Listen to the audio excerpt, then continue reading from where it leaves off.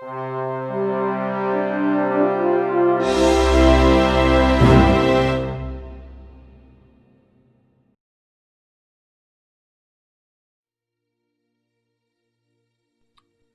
to the Adversus podcast. Today we have with us Ovanes Akopyan. Welcome. Ovanes is a postdoctoral research in the University of Innsbruck, and he has recently published a book on a study on the Disputationes of Pico Della Mirandola, a subject that I'm quite interested in at the moment, and provides us a fresh view on many aspects of this topic, of this, I think, high magnitude event that happened at the beginning of the early modern period. Well, once more, welcome, and thanks for accepting our invitation.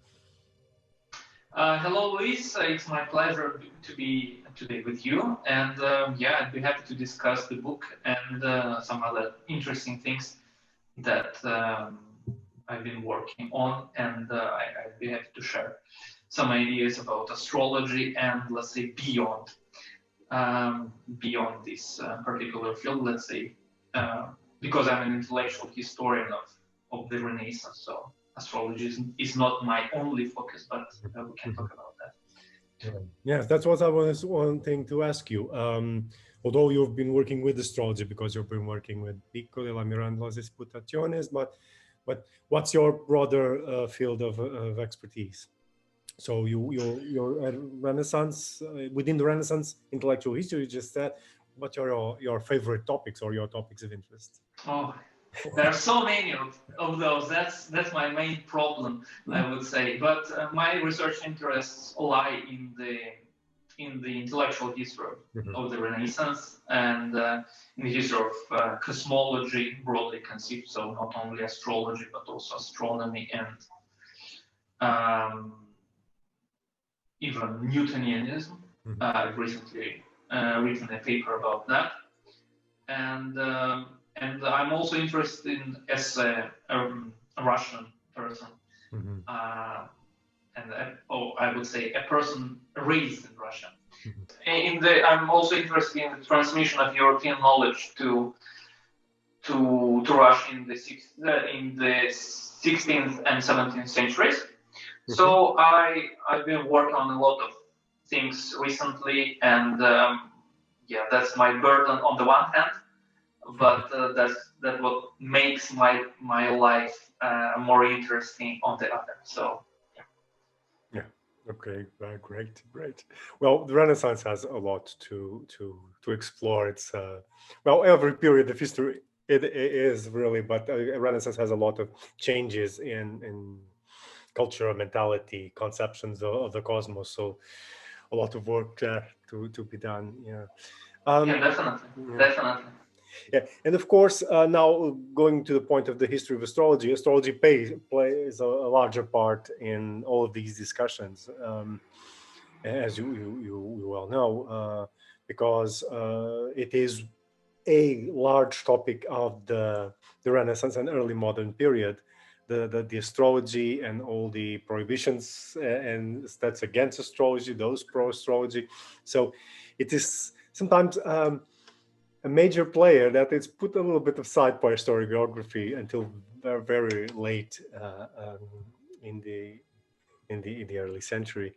And yes, that's totally true. Yeah. That's totally true because it's still considered, let's say, prohibited discipline. In modern scholarship as well, and of course for Renaissance scholars, intellectuals, it was an integral part of the curriculum.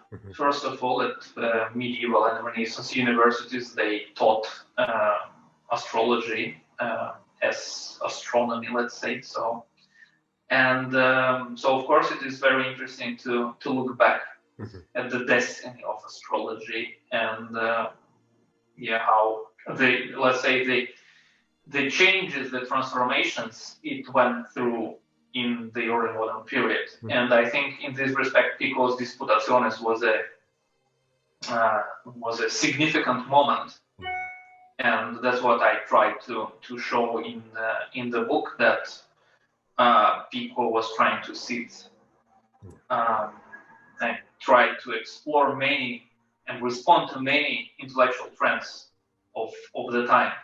That's what makes the Disputationes so significant for us, for modern researchers who are interested in astrology in particular, and in the Renaissance and in Renaissance thinking, let's say, in general. I always see it as, like I said, a first magnitude event that ripples throughout the centuries. I would say it still ripples today, and is one of the main forces that molds how astrology changes in the 16th and the 17th century.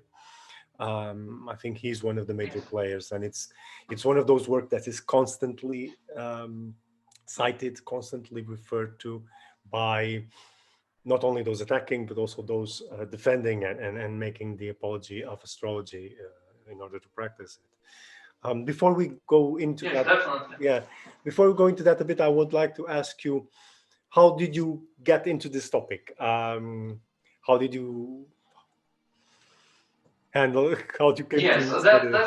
That's a very funny question, because I mean, honestly, I've been working on Pico for the past 12, 13 years. I don't remember. I don't even remember. But I guess in my second year at Moscow State University, so not even at work, I've always been interested in the Italian Renaissance, let's say, and I was choosing a topic I wanted to work on, and I was suggested to have a look at Pico and Pico's works, because back then in Russia there was no major study, let's say, about Pico, and so that's how my journey started. And then again, but probably by my supervisor, I was suggested to explore Pico's Disputationes, because apparently there were some works on other writings, including the Oratio, the famous oration on the dignity of man, and even on the Heptapus, in which he provides some sort of exegesis of the first book of the Bible. So I decided to have a go with the Disputationes instead. And so first I did my MA at Moscow State University, and then I embarked on a PhD at the University of Warwick, where I worked with Maud van Hellen in the Center for Renaissance Studies, or it is called the Center for the Study of the Renaissance. So if we want to stay formal. So I've been working on Pico for a long time, and honestly I've been a bit tired. But of course I keep returning to the figure and his work all the time, and hopefully the book will be, let's say, not a first step, but a first major step towards some reconsideration of Pico's legacy, and I'm currently contemplating an opportunity of preparing a campaign to Pico as well. Okay. Yes. And in what's your particular approach on Pico's and astrology? Because it has been a topic that has been discussed by various scholars. What's your take on it? Because I know you have a particular point of view. Yes, I think that in many respects I've been following what other colleagues have done so far, but my idea is to see behind the huge figure of Pico, the legendary figure in many ways. To see not only a critic of astrology, but also a humanist, And so my idea is to, so basically by analyzing different texts in which he discusses astrology and other topics, including magic and also Platonism, for instance, I've come to a conclusion that there was a shift in his not only views, but also in his humanist method, which he developed in. So basically, Pico lived he lived from 1463 to 1494, and so he was active from 1485, let's say, till his death. And so the Disputationes was published posthumously. And my idea is that his legacy wasn't something constant. He changed significantly during the 9 years of his work. And the major point that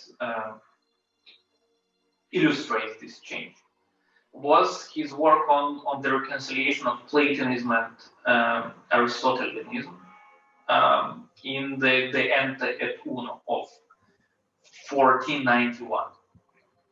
And for him, unlike his elder friend Marsilio Ficino, there was no tradition per se. There was no unified tradition of Platonism, Aristotelianism, and so on. And that was his idea. I mean, that was the background of his attack against astrology. That astrology was so embroiled in numerous problems, discrepancies within itself, that no one can trust it, let's say.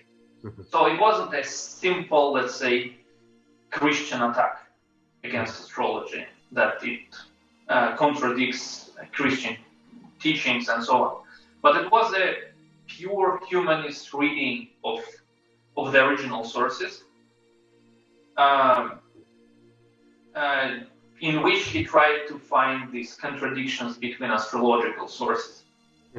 And in this respect, Pico appears to be a humanist reader, a very accurate humanist reader. I have my reservations, about many aspects of Pico's thought. For instance, I'm pretty sure he managed to sell himself as a person proficient in many languages that no one could check. But in the end, we don't usually consider Pico to be as humanist as I'm trying to show in this book. And so in this respect, he, let's say, embodies many trends that were present at the time. First of all, to purify Aristotle, and to restore Aristotle's authority that was questioned after the revival of Plato, and so there is a breach to the 16th century in this respect.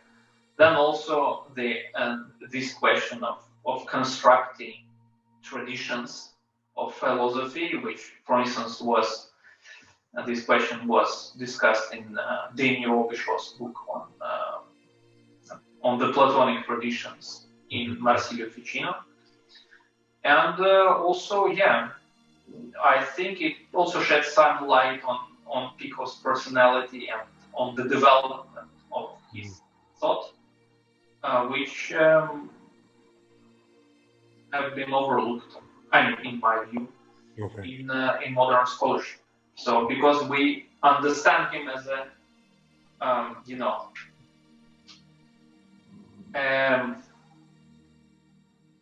we understand his thought as something constant, which it wasn't. Yeah. Okay, interesting. And why do you think he's focused on astrology, because it is a large work, and that is something that has puzzled historians for quite some time, but where suddenly you have this huge volume against astrology, whilst his other works, although some of them are larger, but nothing of that extent.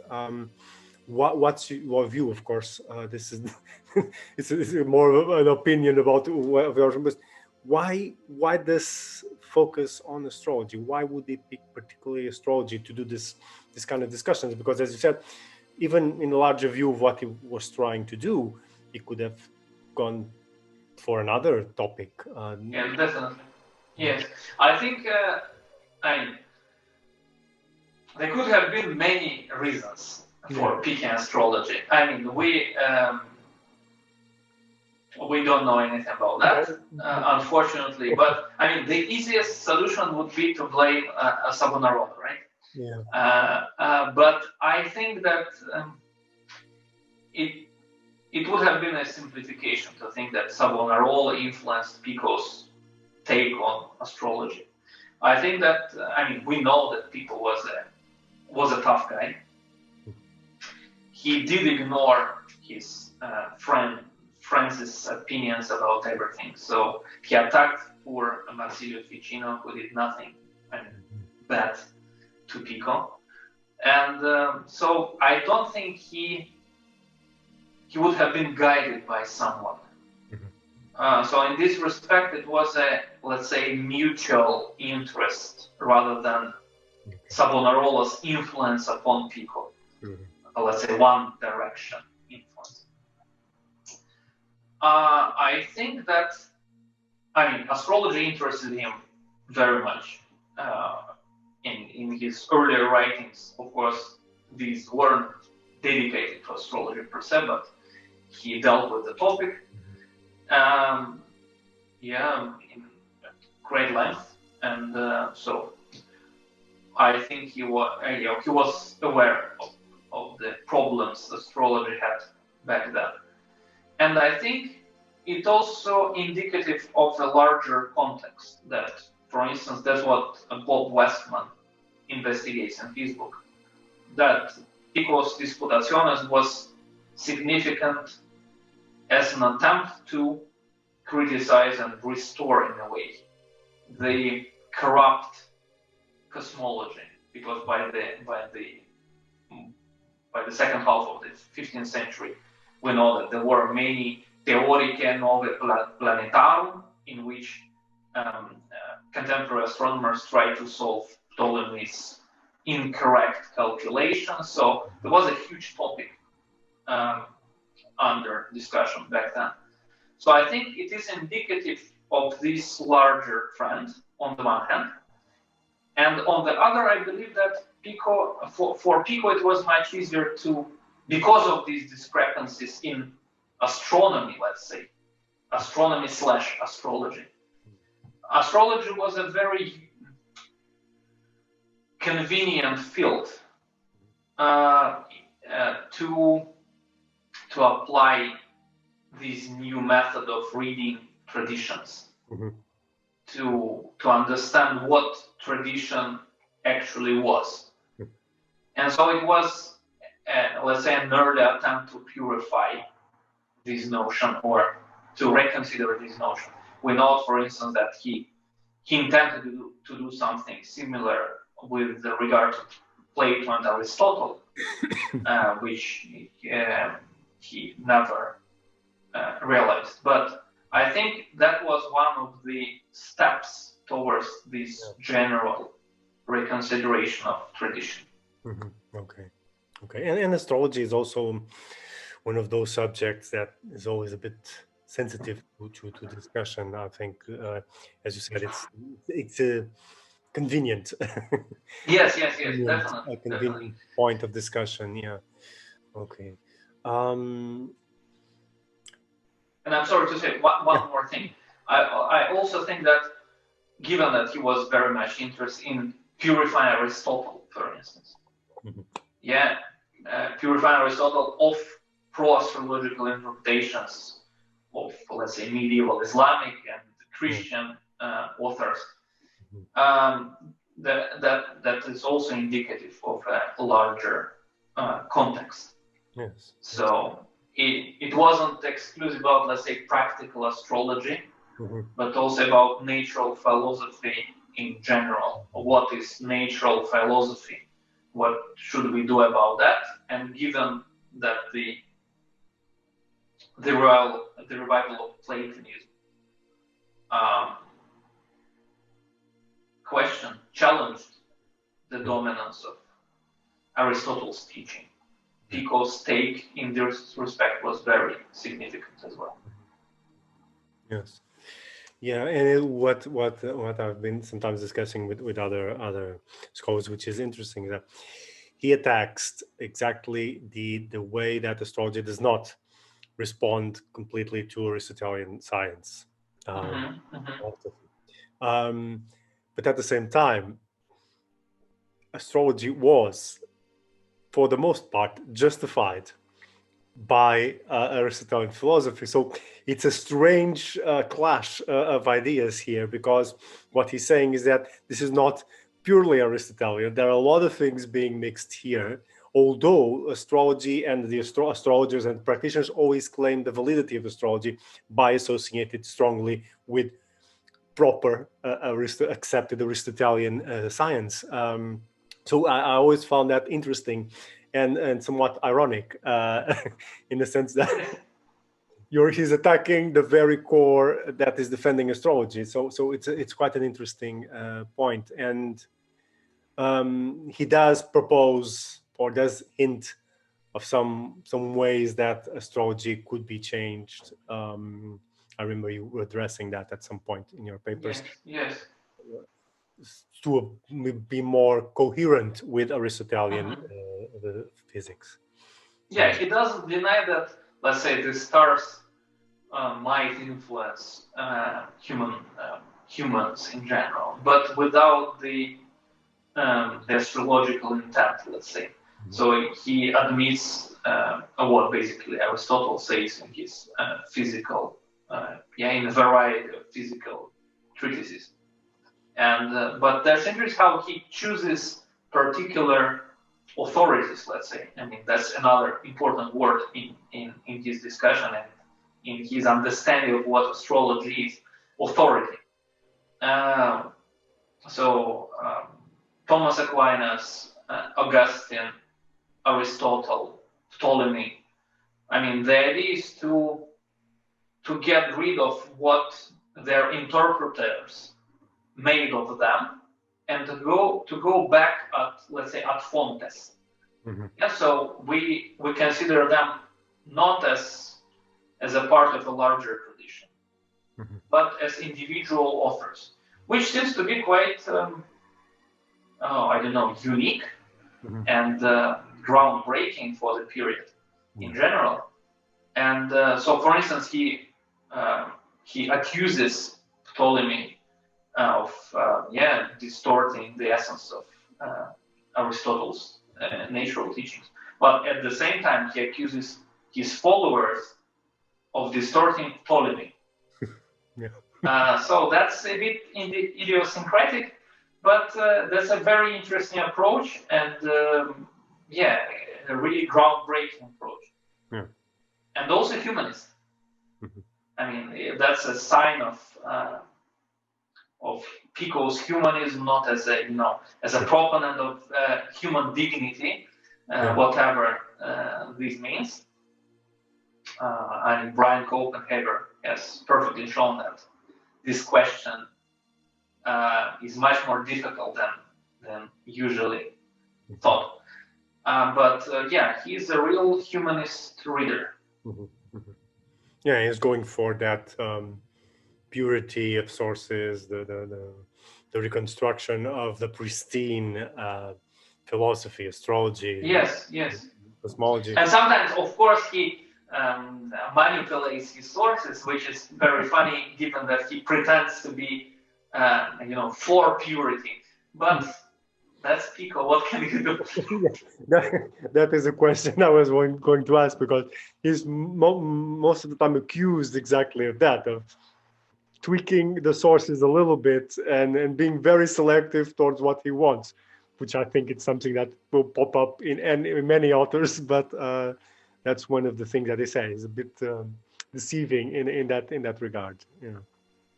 Yes, that's totally true. And again, I think it is another argument against his, well, I wouldn't say his genius because he was a very talented man, but against the image we still have about him, the way we understand him. He was I would say, as a person. I mean, I've been reading some stuff about him for a while, and I understand he wasn't a, let's say, pleasant man. Yeah, very controversial and very, in some ways, quite arrogant as well. And yeah, so I think if we dismiss the idea that he was a proper genius and he should be forgiven for, for making mistakes, it's a much more integral and interesting picture we have in the end. Yeah, that's true. He is a very interesting figure, and he ended up being poisoned, I think. That was ever proven, wasn't it? Yeah, it seems so, yes. Yeah, and he's like you said, he's one of those figures that early historiography sort of put like one of the great heroes, the great hero of humanism. So there's a lot of distortion around the true perception of who he was as a person, and his works are again amplified to that hero worship historiography Yeah, of the past. Yeah, and I think sometimes, and this is something Elena and I discussed it, the Disputationes sometimes even have a hint of he was mad at someone or he did that to annoy someone. There's this impression, it's so meticulous and obsessive with things that does play out this impression. He was mad at someone and he decided, no, I'm going to do this. Yes, definitely. Yeah, and that's very interesting because even in some secondary studies, for instance, I am recalling one very good monograph about Pico in French by Fernand Rouillet, in which this author states that Pico had, lost all the energy and the energy he had before, let's say, during the Roman trial, this Roman affair,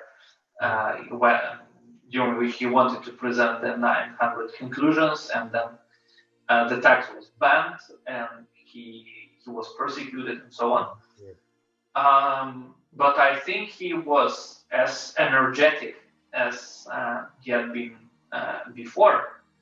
Simply his energy changed in a way, and so he wasn't, he couldn't be pictured anymore as a proponent of humanism or whatever, but more radical and sometimes aggressive writer, because again, what he did to poor Ficino, he constantly attacked him, and apparently Ficino was a much nicer person, and he didn't take it well, and so it caused some tensions even with close friends.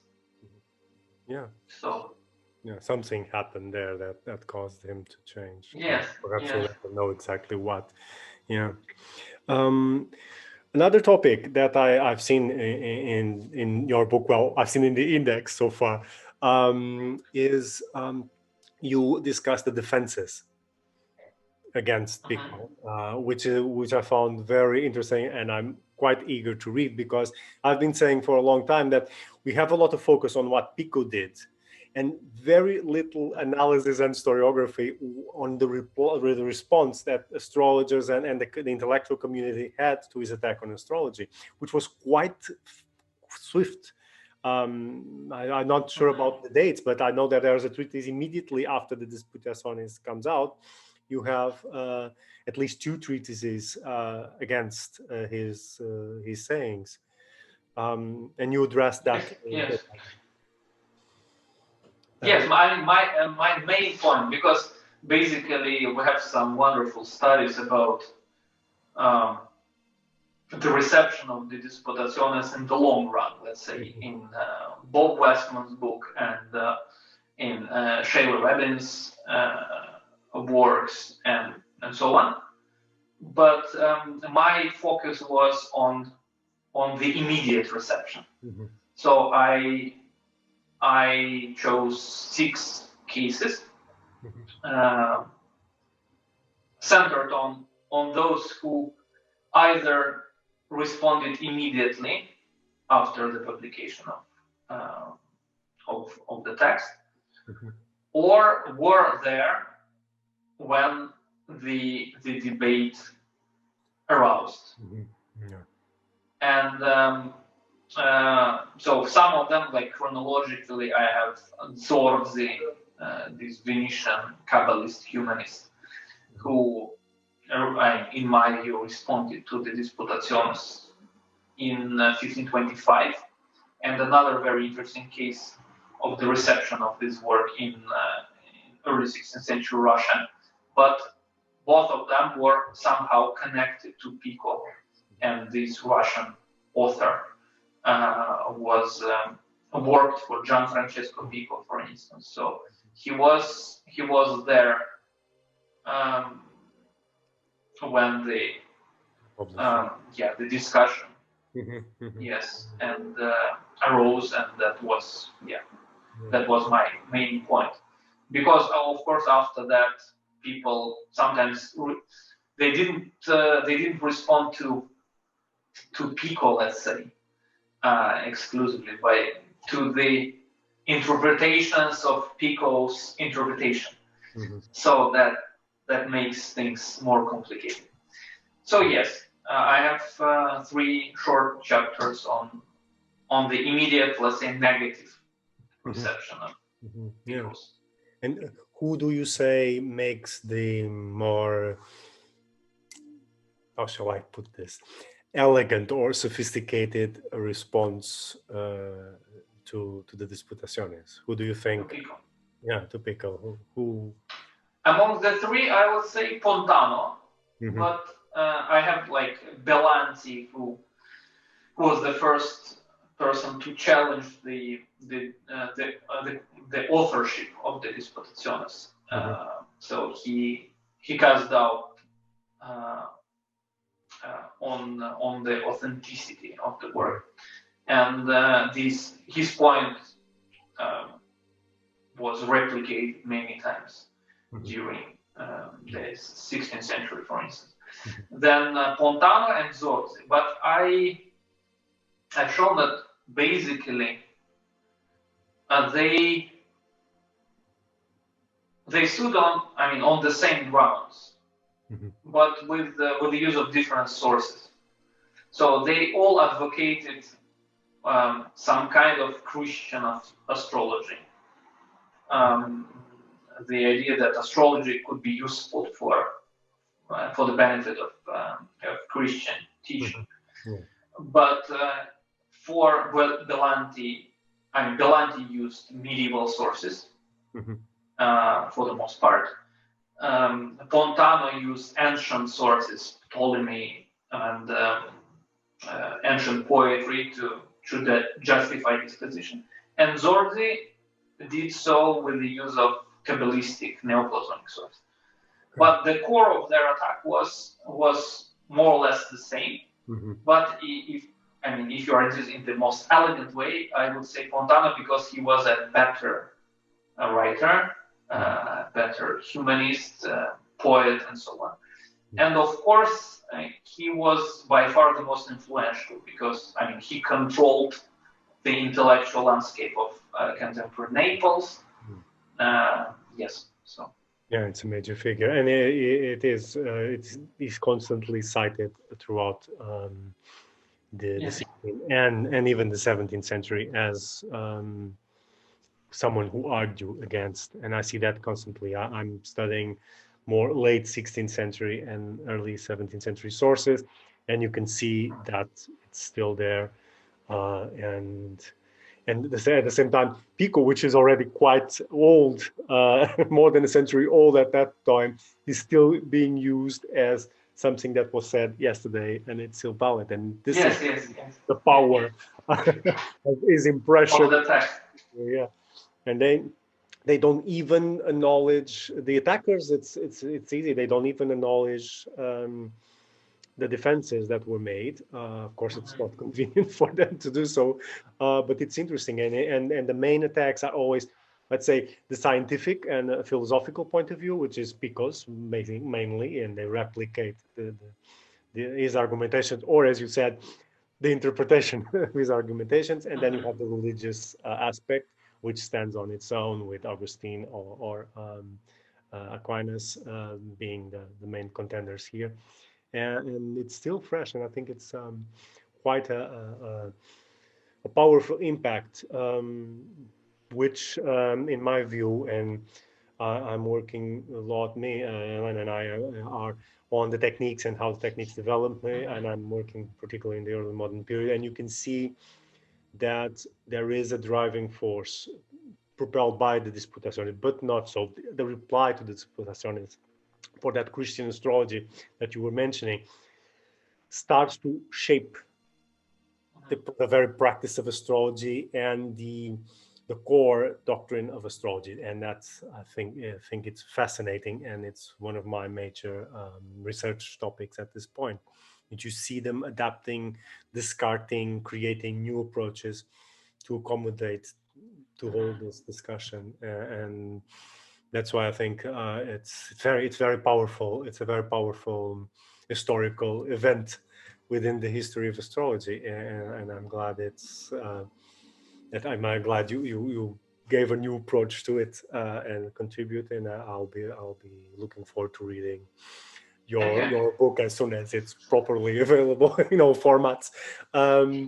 And I would want to ask you also, what are your future projects from now on? How are we going to proceed now? Are you still going with Pico or some aspects of this research, or are you moving on to other fields?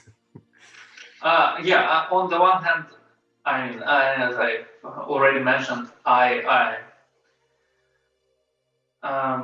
would be happy to get rid of my Pico past, but he keeps returning, and now I'll be working on him, but I think it will be a side thing in a way. But if the companion to Pico materializes, I hope I'll invest a lot of effort into this project. But I'll keep you posted about that. But of course, it won't appear shortly, because with edited collection, you always have to wait for ages to get papers and this kind of stuff. But that's part of our life. But here in Innsbruck, I'm a member of the RC Advanced Grant Project on Latin and early modern scientific literature, and here I work on my second monograph, which is a bit different from my previous interest in astrology, but it touches upon some aspects of astrological thinking in the early modern period, and the monograph is about different explanations and the strategies with which early modern scholars explain and describe natural disasters. The main idea of the project is to look into the text, into the early modern scientific texts, not as scientific, but texts, let's say. So structured in accordance with certain rules, techniques, and so on, aimed to convince the reader, or the general reader, that his or her position is correct and should be favored over someone else's position.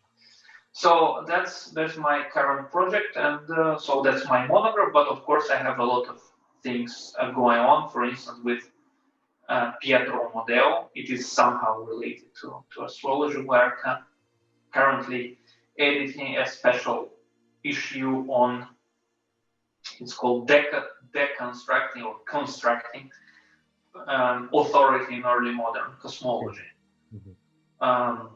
So the idea is to, we know, or we've been taught that mathematization of natural knowledge in the early modern period changed the notion, transformed the notion of authority. But our collection aims to demonstrate that, in fact, the notion was still in force, and people carefully constructed their authority to prove their point.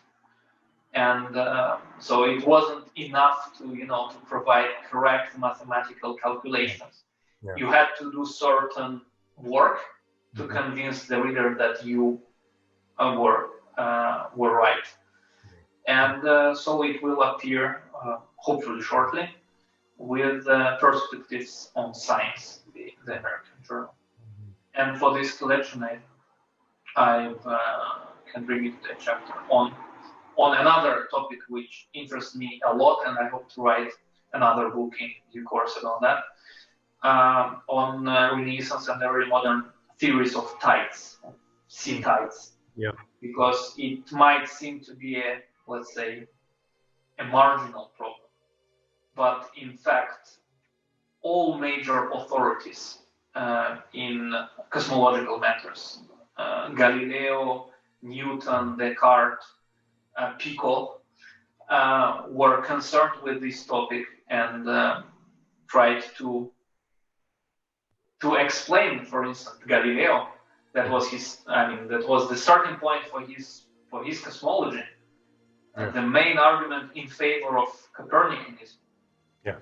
And so I've contributed a chapter on the reception of Newton's theory of tides in the Jesuit order in the 18th century. So as you can see, my interests abroad even more. But I think that's a very interesting topic, and I'm now considering writing a follow-up article with a colleague from Innsbruck, because it seems that for the Jesuit scholars in 18th century Rome, Newton was a very convenient, another word I've been using often today, convenient authority and convenient shield to talk about Copernicus. Okay. So basically they explained the Copernican system by propagating Newton's theory of gravitation. Because you can't avoid Copernicanism while talking about Newton. And so basically they explained to their readers what the Copernican system was by without the fear of being persecuted for heresy, because this famous this decrees were still in place. So I think that's a very interesting thing, and no, that it is indeed, and right there you're intercepting a little bit with what I'm studying right now, which is a bit early with the Jesuits as well, which is the Jesuit use of astrology, and which has been for most time for historiography put aside and completely said no, they couldn't, it was forbidden, they wouldn't do it. And there are a lot of evidences that they did, and I found them, a lot of them. Magnificent. So we have something to collaborate on. And you are on the limit timeline, my timeline, where already astrology is falling apart and it's getting out of course, the academic scenario, the Jesuits included, and new ideas are entering in, and it's a nice interception. So perhaps one day, after I finish my PhD, which will be soon, we can perhaps do some kind of interchange on that matter. Okay. Yeah, I'd be happy to. It'll be a pleasure. Okay, well, thank you very much. I don't want to keep you too long and to keep the interview too long. Again, congratulations for the publishing of your work. We have already announced it in the Astra project website, and thank you. I think it will be an excellent contribution.